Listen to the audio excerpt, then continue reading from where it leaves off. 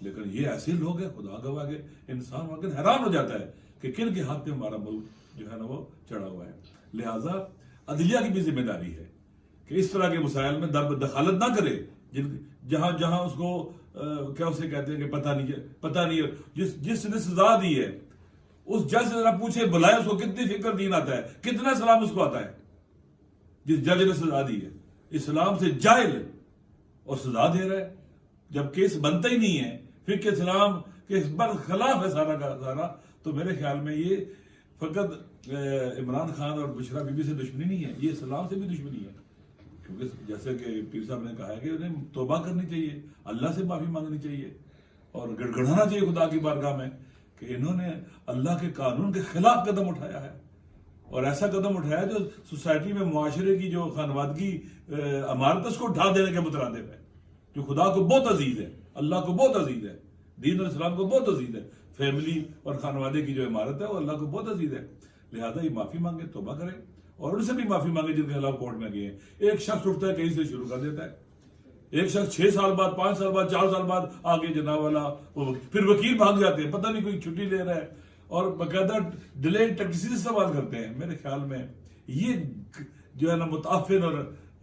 بدبودار قسم کے اقدامات نہیں ہونے چاہیے. اللہ تعالیٰ ہم سب کو محفوظ رکھے ان سے, خداوند متعال ہدایت دے ان کو جو اس طرح کے اقدامات کرتے ہیں, اور خدا ان کو شرم و حیا بھی دے, اور انہیں بتلائے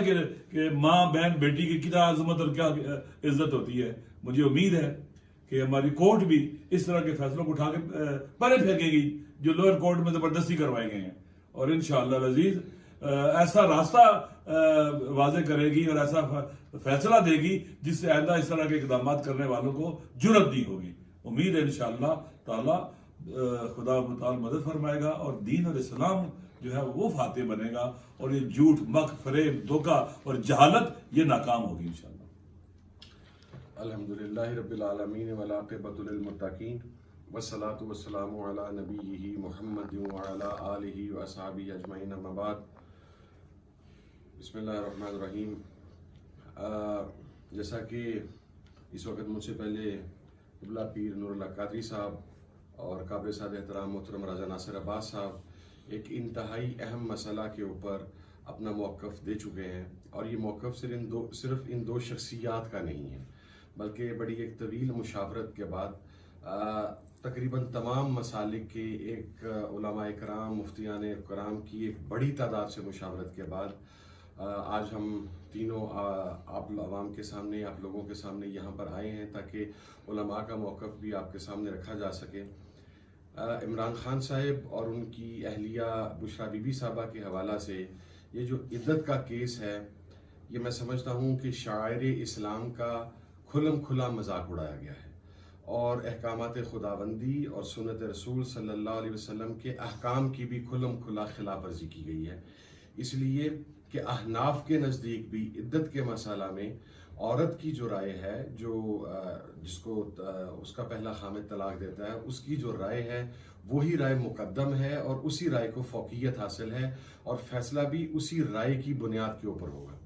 لیکن اہم چیز یہ ہے کہ آخر وہ کون سی وجوہات اور عوامل ہیں کہ ایک ایسا مسئلہ جو اس سے پہلے اسلامی تاریخ میں کم از کم میرے علم میں تو نہیں ہے کہ ایسے عدت کے مسئلے کو ایک کورٹ آف لاء کے اندر لا کے اور ایک انسان اس کی اہلیہ کی ذاتی عائلی زندگی کو برباد کرنے کی کوشش کی گئی. میرا خیال ہے کہ معاشرتی زوال, انحطاط اور فکری قسم پرسی کی انتہا پر پہنچ چکے ہیں کہ محض سیاسی اختلاف کی بنیاد کے اوپر ہم اس سکور کو سیاسی میدان میں سیٹل کرنے کی بجائے ہم گھروں کی عزتوں سے کھیلنا شروع ہو گئے ہیں. میرا خیال ہے اس رویے کی ہمیں بحیثیت معاشرہ, بحیثیت مجموعی,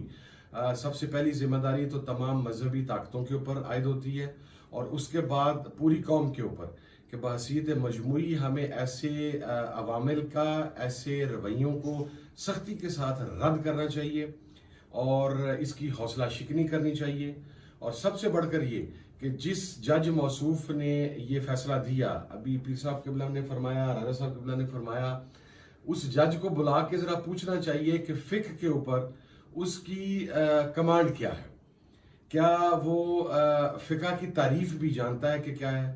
کیا وہ قرآن و سنت کے احکام کو جانتا ہے, اور اس نے یہ فیصلہ کن وجوہات کی بنیاد پر جاری کیا،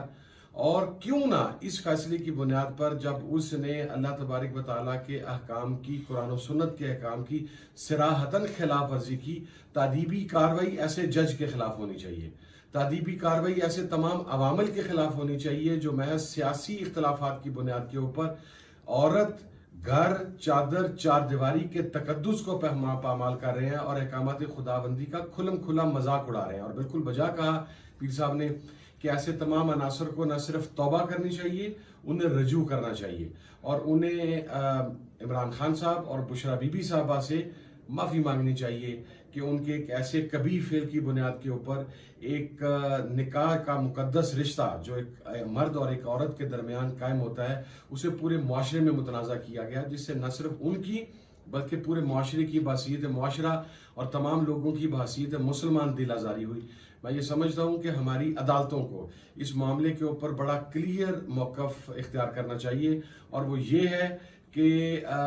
کوئی بھی آدمی اٹھ کر اپنی ذہنی اختراع کی بنیاد پر یا کسی پریشر کی بنیاد پر ایسے فیصلے نہ دینے لگ پڑے جو اللہ کی حدود سے متصادم ہوں یا اللہ کی حدود کو توڑ دیں۔ تو ایسے معاملات کے اندر ہماری عدالتوں کا رویہ بالکل واضح ہونا چاہیے کہ اس قسم کا کوئی بھی فیصلہ جو احکامات خداوندی کی، جو قرآن و سنت کی خلاف ورزی پر مبنی ہو، اس کے اندر عدالتیں اپنا کردار ادا نہ کریں، وہ فریق کا کردار ادا نہ کریں۔ اللہ رب العزت ہم سب پر